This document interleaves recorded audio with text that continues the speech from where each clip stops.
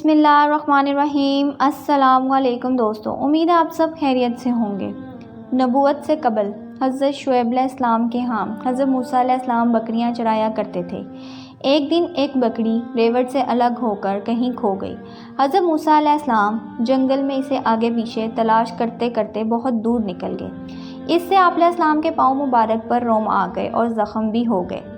بکری تھک ہار کر ایک جگہ کھڑی ہو گئی، تب جا کر کہیں حضرت موسیٰ علیہ السلام کے ہاتھ آئی۔ آپ علیہ السلام نے اس پر بجائے غصہ کرنے کے اس کے گرد جھاڑی اور اس کی پشت اور سر پر ہاتھ پھیرنے لگے۔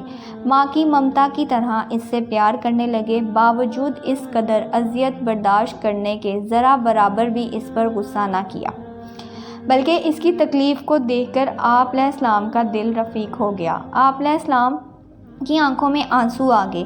بکری سے کہنے لگے، فرض کیا تجھ کو مجھ پر رحم نہیں آیا، اس لیے تو نے مجھے تھکایا اور پریشان کیا، لیکن تجھے اپنے اوپر رحم کیوں نہ آیا؟ میرے پاؤں کے عبول اور زخموں پر تجھے رحم نہ آیا تھا، کم سے کم تجھے اپنے اوپر تو رحم آنا چاہیے تھا۔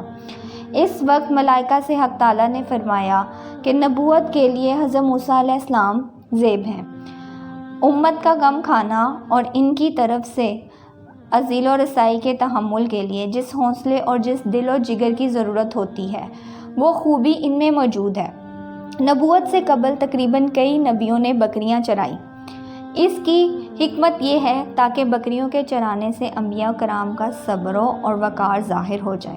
یہ بکریاں کے چرواہے ہی صبر و حکمت کی دعوت پیدا کرتی ہیں، کیونکہ بکریاں اکثر مختلف جانب بکھر جاتی ہیں۔ ان کے جمع رکھنے اور نگرانی میں پریشانی ہوتی ہے۔ اس کام کے لیے دل و دماغ کا قابل و برداشت ہونا ضروری ہوتا ہے۔ مخلوق خدا پر رحم کرنے سے دنیا اور آخرت میں سرفرازی عطا ہوتی ہے۔